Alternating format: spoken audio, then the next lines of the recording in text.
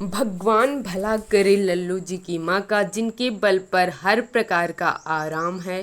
अन्यथा डाकखाने की नौकरी, जहाँ 7-8 घंटे की हाजिरी और कभी दफ्तर देर ना हो, या चमत्कार नहीं तो और क्या है।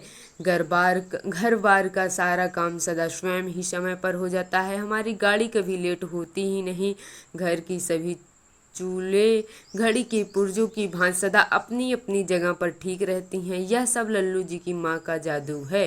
यदि मुझे किसी छुट्टी के दिन दफ्तर जाना पड़ जाए तो रो पड़ूं, लेकिन वह बेचारी हैं कि उनको न इतवार से मतलब है, न ही बड़े दिन से।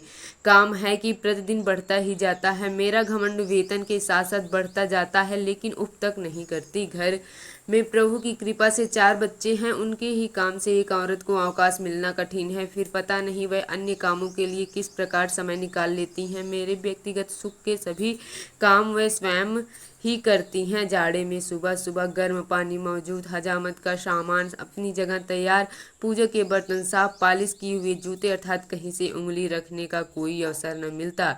इस पर मजा यह है कि इन बातों में कुछ खर्च नहीं होता। एक जमाना था कि मुझे 20 रुपये मासिक वेतन मिलते थे। उस समय देसी जूते और साधारण से 4 खाने के कोट पर गुजार होती थी। अब परमात्मा की कृपा से 100 रुपये मासिक मिलते हैं तो पालिशदार जूता और रेशमी कोट से कम नहीं चाहिए। वह बेचारी हैं कि जिस प्रकार पहले रहती थी उसी प्रकार आज भी गुजर करती हैं।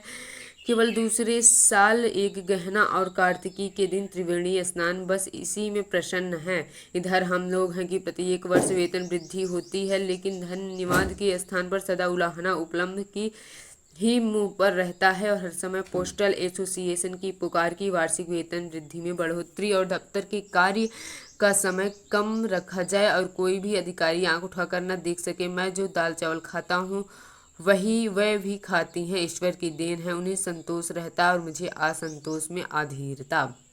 मैं पूरा वेतन लल्लू जी की माँ के हाथ में ही देता हूँ, और मुझे वह सुख सुविधा मिलती है जो 300 रुपये के अफसर को भी नसीब न हो। अतिथि भी प्रसन्न रहते हैं और सभी संबंधी भी संतुष्ट हैं। सच पूछिए तो जितना काम वह करती हैं वह 100 रुपये से अधिक का होता है। साहब लोग अपने बच्चों के लिए 15-20 रुपये मासिक पर आया रखते हैं, लेकिन उनको यह आराम और प्यार नसीब नहीं होता जो मेरे बच्चों को है। यदि मैं एक बावर्ची रखूं तो कम से कम 10 रुपये मासिक, और भोजन देने पर भी इतना अच्छा खाना नहीं बना सकता। इस पर मजा यह है कि सदा खर्च में किफ़ायत दृष्टि में रहती है। यदि मैं 15 रुपये मासिक पर अपने लिए एक बैरा रखूं तो भी वह इतनी देखभाल और रख रखाव नहीं कर सकेगा। फिर बच्चों के कपड़ों की सिलाई ही 10-15 रुपये मासिक की हो जाती है। झाड़ू बर्तन की नौकरानी ही 10-5 रुपये मासिक ले जाती है। अर्थात चाहे जो हिसाब लगाइए, यदि मेरा लगभग समस्त वेतन भी नौकरों को भेंट कर दिया जाए तो इतना आराम नसीब नहीं हो सकता जितना कि इस भगवान के रहने से उपलब्ध है। इससे अंग्रेजी शिक्षा का प्रभाव समझिए, या अखबार पढ़ने अथवा बड़े बड़े नेताओं के भाषणों का परिणाम। प्रायः मेरे मन में आता है कि अपने जीवन साथी से इतनी मेहनत कराना भारी अत्याचार है, और वास्तव में एक औरत का इस सीमा तक काम करना अन्याय है। लेकिन वह बेचारी अपने मुंह से कुछ नहीं कहती। संभवतः उनके मन में कभी विचार ही नहीं आता है। मेरे मन में कभी कभी उफान सा उठता है कि एक माहरी या नौकरानी रख दूं तो शायद उन्हें कुछ आराम मिले। वास्तव में बहुत स्वार्थीपन की बात है कि मैं तो बाबू बना हुआ हर प्रकार का आराम उठाऊं और घर की देवी नौकरानी की भांति दिन भर काम ही काम करती रहे। लेकिन जब कभी देवी जी से इसकी चर्चा होती तो वह सदा हंसकर टाल देती। क्यों बेकार में खर्च बढ़ाओगे? मैं कुछ पढ़ी लिखी तो हूँ नहीं जो दिन भर पलंग पर लेटी रहूँ, या सुबह शाम पार्क की सैर को जाऊँ। जिस तरह काम चलता है चलने दो। यदि मैं दबाव देता हूँ तो कहने लगती हैं कि मैं तो मना नहीं करती, महरी रख लो। मेरे समय से पहले तो सदा एक नौकरानी घर में रही। मुझे वही समय याद आता है। बुढ़िया नौली के बाद घर में कोई नौकरानी नहीं रही। भगवान भला करे, उसकी कमर झुक गई थी, लेकिन मरते दम तक अकेली ही सारा काम करती थी। सदा सेवा ही की, स्वयं कभी बीमारी तक सेवा न ली। उस पर मजा यह केवल 1 रुपये वेतन खाने पर, और वह उम्र भर का वेतन भी मरने पर घर में ही छोड़ मरी। माँ से अधिक सेवा करने वाली, दुख दर्द बांटने वाली, अब ऐसे नौकर कहाँ मिलते हैं।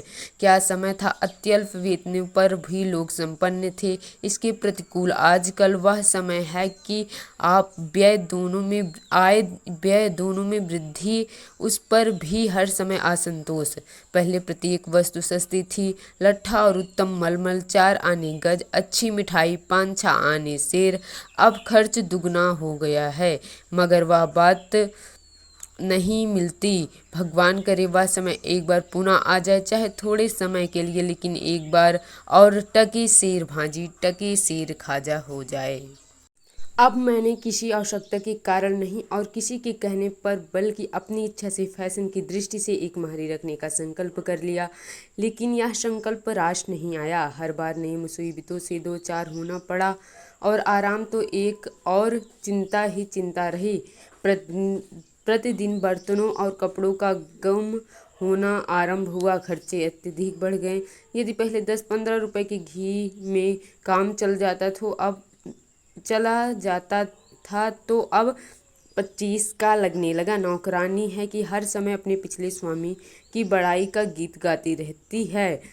वहाँ यह होता था, वह होता था, इस प्रकार घी पतनालों में बहाया जाता था, दूध से बर्तन धुलते थे, यहाँ मिलता था वहाँ मिलता था, अर्थात आराम कम और खर्च अधिक हो गया। हर समय की बकझक ऊपर से।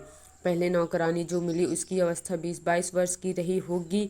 आप उसे रूपसी नहीं कह सकते, लेकिन शिष्ट अवश्य थी, और उसकी आंखों में एक प्रकार की चमक भी थी। यद्यप कोई विशेष बात नहीं हुई, लेकिन देवी जी को शिकायत ही रही। वह कहती है कि अब मैं दफ्तर देर से जाता हूँ और शीघ्र लौट आता हूँ, लेकिन मैं पूरे समय तक दफ्तर में ही रहता हूँ। डाक खाने की नौकरी में देरी और जल्दी कैसी। दूसरी शिकायत यह हुई कि मैं जमुना नौकरानी का नाम की और बहुत देखता हूँ, हर समय उसी से बातें करता रहता हूँ, लेकिन मुझे कोई असामान्य बात नहीं लगी। लेकिन जब शिकायत बढ़ते बढ़ते कष्ट और शोक तक पहुँची, तो मैंने अंततः उसे नौकरी से निकाल दिया। इसके पश्चात मैंने ढूंढकर एक बुढ़िया रखी, ताकि घर में किसी प्रकार का संदेह उत्पन्न न हो और आवश्यकता भी पूरी हो जाए। लेकिन यह प्रयोग भी असफल रहा। बुढ़िया से न तो पानी से भरा कोई बर्तन ही उठता है, न पलंग ही उठ सकती थी। वह तो हड्डियों और खाल का एक थैला भर थी, और सच पूछिए तो उसे स्वयं ही एक सेवक की आवश्यकता थी। बहरहाल लल्लू जी की माँ को उससे कोई आराम नहीं मिला। उन्हें पहले जितना काम करना पड़ता था, अब भी उतना ही करना पड़ता था। लेकिन बीच में मैं बेवकूफ़ बना। संक्षेप में यह कि अंततः उसे भी नौकरी से निकाल दिया, और एक मध्यम आय वाली खोज प्रारंभ हुई। सर्विस सीकिंग एजेंसी के माध्यम से एक 40 वर्षीय नौकरानी की खोज हुई। उससे पहले अनेक सेविकाएं आई और चली गईं। कोई काम का विवरण पूछती और काम बताया जाता तो यह कहती कि उल्टे पांव चली जाती कि काम तो 2 नौकरों का है और वेतन एक का भी नहीं। इस पर जब दूसरी महरी आई, तो मैंने कहा कि काम कुछ नहीं है, केवल पलंग बिछाकर पड़े रहना होगा। वहाँ भी चली गई। विचित्र दशा है। यदि काम लेता हूँ तो नौकर नहीं रहते, यदि कहता हूँ कोई काम नहीं है तो भी परिणाम नहीं निकलता। खैर, हफ्ते पखवाड़े की खोज के पश्चात एक और मिली, जिस पर न किसी प्रकार के संदेह हो सकते थे, और जो काम चोर भी नहीं थी। हर प्रकार से अपनी बुद्धि से भली प्रकार सोच विचार कर उसे नौकर रखा। थोड़े समय में पता चला कि यह औरत जब चाहती अच्छा काम करती, और जब न चाहती तो कुछ न करती। ऊपर से यह कि जब जी में आता धृष्टता का व्यवहार करती। एक दिन की घटना सुनिए। देवी जी ने थाली में मिट्टी में पंजे का निशान देखा, तो उससे पूछा, चंपा यह थाली तो बहुत मैली है। चंपा बोली, ये तो साफ पंजे और उंगलियों के निशान हैं। मैं ही क्या, सभी देख सकते हैं, मगर यह मेरी नहीं है, हुमा की होगी। लड़के तो इस घर में मिट्टी से खेला ही करते हैं। देवी, अरे चंपा क्यों इतना झूठ बोलती है। लड़की की इतनी बड़ी उंगलियां कहाँ, बेकार बातें बनाती है और बच्चों को बदनाम करती है। चंपा, मैं तो बात बनाती हूँ, मगर झूठ तो तुम ही बोला करती हो। देवी, जवान संभाल कर बात कर। यह महीना पूरा हो ले तो हम तुझे बर्खास्त कर देंगे। चंपा, तुम क्या बर्खास्त करोगी? मैं खुद ही थोड़े दिन में नौकरी छोड़ने वाली हूँ, केवल अपनी सुविधा देख रही थी। मेरा आदमी हैरान है कि मैं इतने दिनों यहाँ कैसे रही। वह तो शुरू से ही घर के खिलाफ थे, यहाँ किसी नौकर का गुजारा ही हो सकता। सब चीज़ों पर ताले और मुहरें लगी हैं, सखी तनख्वाह ही तनख्वाह है। यह बात तो साफ है कि यहाँ कभी कोई नौकर नहीं रहा। जब मैं शाम को दफ्तर आया तो मुझे यह बात पता चली। मैंने यह कहकर टाल दिया कि तुमको नौकर नहीं रखना है तो निकाल दो। जो मैंने लल्लू जी की माँ के साथ किया, उस अन्याय पर मुझे बाद में बहुत पश्चाताप हुआ। खैर, उस समय तो यह बात आई गई और मैंने चंपा को समझा दिया और फिर कुछ दिनों तक काम चलता रहा। एक दिन की बात सुनिए। देवी जी ने 10 बार चंपा चंपा पुकारा। वह नीचे थी लेकिन बोली नहीं। चंपा सुनती है कि लेकिन बोलती नहीं।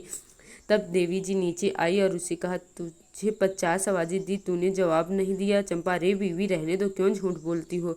तुमने 10 बार ही तो पुकारा और 50 बार कहती हो। तुमने ही तो कहा था कि महीना बंद हो जाए तो हम निकाल देंगे, और आज पहली तारीख है, अब मैं क्यों बोलूं? देवी जी गुस्से से आग होकर चली आई। चंपा उत्तर देने में बिजली। बेचारी पर्दे में रहने वाली देवी जी चुप होकर मेरे कारण गुस्सा पी जाती और मुझसे कुछ न कहती।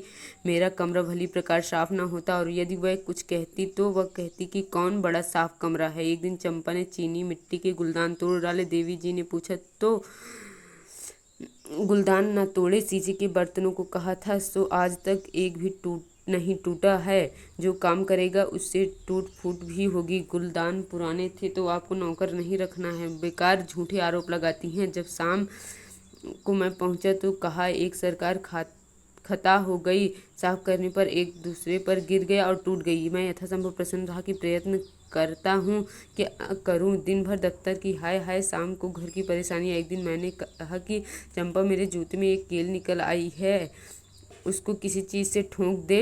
वह चुप रही। शायद मैंने मन में यह सोचती रही होगी कि जिस समय नौकर रखा था उस समय यह नहीं कहा था कि यह काम भी उसी के जिम्मे होगा। शायद इसी विचार से उसने उसमें हाथ तक नहीं लगाया। मुझे सुबह की कील वैसे ही मिली तो मैंने उससे पूछा कि तूने कल शाम को जो कील दबाई थी वह रात में फिर निकल आई? तो वह उत्तर देती, बाबूजी, जूते पुराने हैं, कहाँ तक चले, इनको बदल डालो और अच्छे दाम के जूते ले लो कि कुछ चले।